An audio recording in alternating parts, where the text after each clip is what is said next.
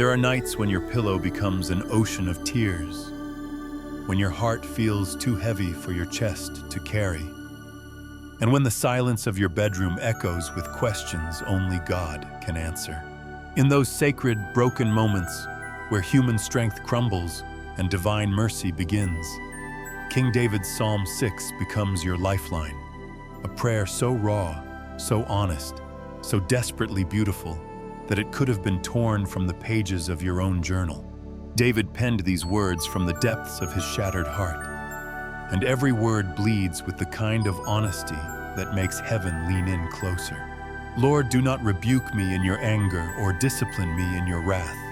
Have mercy on me, Lord, for I am faint. Heal me, Lord, for my bones are in agony.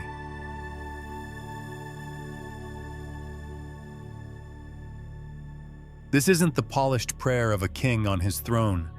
This is the desperate cry of a man whose strength has been wrung out like water, whose very bones ache with exhaustion.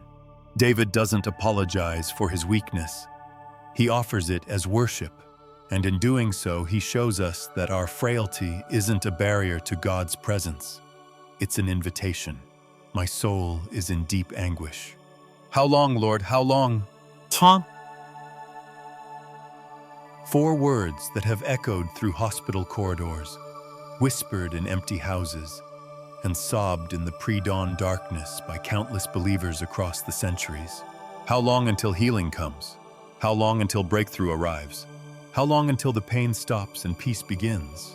David's question becomes our question, and in asking it, we discover we're not alone in our anguish.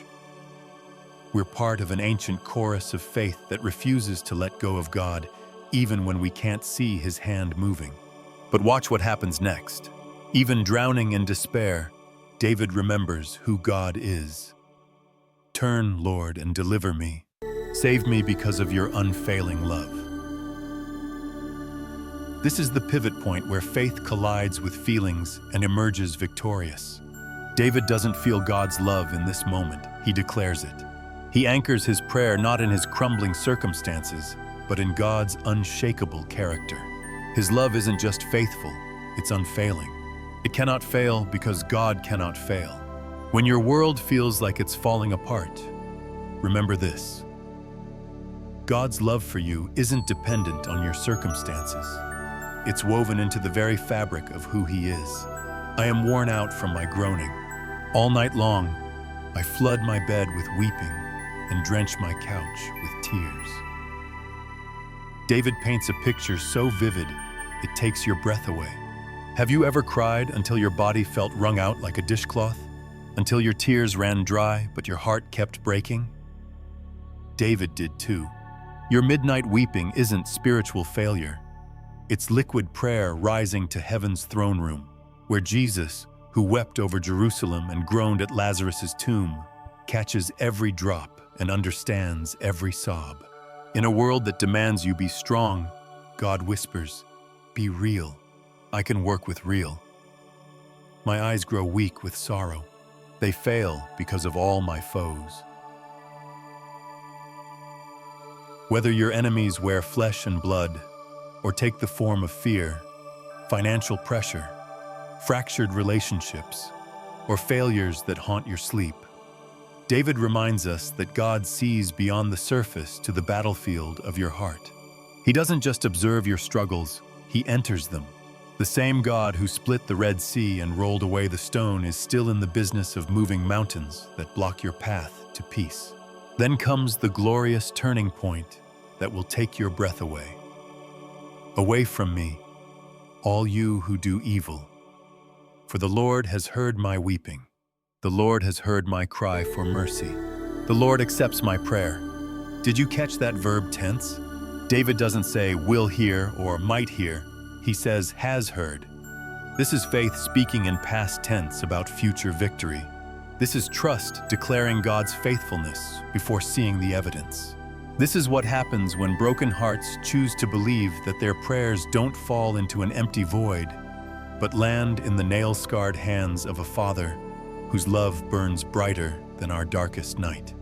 What transformed David from weeping to worshiping?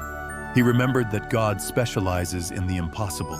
The same voice that spoke light into darkness speaks hope into despair. The same hands that formed you in your mother's womb are holding you in your deepest pain. The same heart that loved you enough to send his son loves you enough to never leave you abandoned in your anguish. All my enemies will be overwhelmed with shame and anguish. They will turn back and suddenly be put to shame. David's confidence isn't rooted in revenge, but in God's justice and deliverance. He trusts that the same God who heard his weeping will handle his worries, that the same love that caught his tears will conquer his troubles. Friend, whatever valley you're walking through today, whether it's painted with grief, guilt, fear, or frustration, let Psalm 6 become your roadmap home. Your tears matter to God. Your struggles don't surprise him. Your prayers, especially the broken, barely whispered ones, reach his heart and move his hand. The God who met David in his midnight will meet you in yours. Right now, wherever you are, in your car, at your kitchen table, or hiding in your closet. Let David's ancient prayer become your present proclamation. Let his journey from anguish to assurance chart your course from despair to hope. The same God who heard David's cry hears yours. The same unfailing love that carried David carries you. The same divine strength that sustained him sustains you. You are not alone in your struggles. You are not forgotten in your pain. You are not abandoned in your anguish. You are held by hands that will never let you go, heard by ears that never stop listening, and loved by a heart that beats with endless compassion for you. When life breaks your heart wide open, remember this breathtaking truth. That's exactly where God's light gets in. Your brokenness isn't the end of your story. It's the beginning of his miracle. So take a deep breath. Let your shoulders drop. Feel the weight of worry roll off your back. The Lord has heard my cry for mercy. The Lord accepts my prayer. This isn't just David's declaration, it's yours. This isn't just ancient history, it's your present hope. This is your promise from the God who turns weeping into worship, sorrow into songs of joy, and your deepest pain into his greatest glory. Trust him in the darkness. He's already preparing something beautiful for your dawn.